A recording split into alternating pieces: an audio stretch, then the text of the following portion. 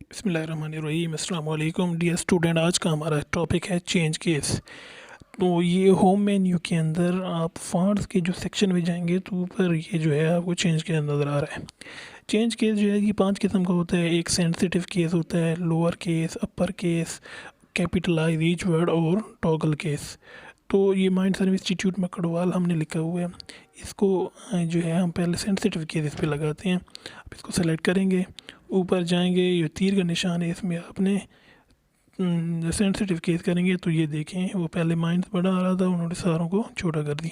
तो sensitive case ये होता है। इसके बाद है लोअर केस।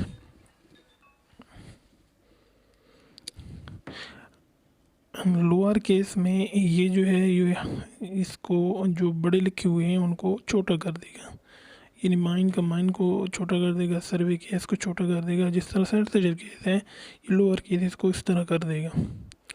इसके बाद हमारा जो तीसरा है वो है अपर केस। अपर केस में ये जो सारे लफ्ज़ हैं जिसको माइंड सर्विस इंस्टीट्यूट में कटवा इनको सारों को कैपिटल कर देगा। तो ये देखें कि सारे कैपिटल हो गए हैं।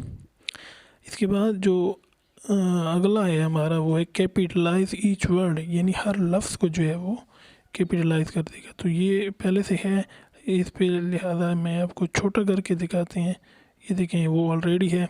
इसको अगर हम पहले छोटा करके और फिर इसको हम करेंगे तो फिर आपको समझ आएगी। लोअर केस हमने कर दिए। अब अगर हम कैपिटलाइज पे लगाएंगे तो आपको पता चल जाएगा कि हर जो लफ्ज़ है, यानी माइंड का एम को बड़ा कर दिया, सर्वे केस को इन्होंने बड़ा कर दिए।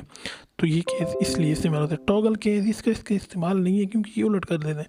ये जो बड़ा है उसको छोटा कर देते हैं और जो छोटा है उसको बड़ा कर देते हैं। मसलन माइंड का एम बड़ा है, INE ये छोटा है, ये एम को छोटा कर देगा और बाकी सब को बड़ा कर देगा। तो इसका इतना इस्तेमाल नहीं होता, फिर भी हम देख लेते। तो ये था हमारा आज का टॉपिक। उम्मीद है आपको समझ आई होगी। अल्लाह हाफिज़।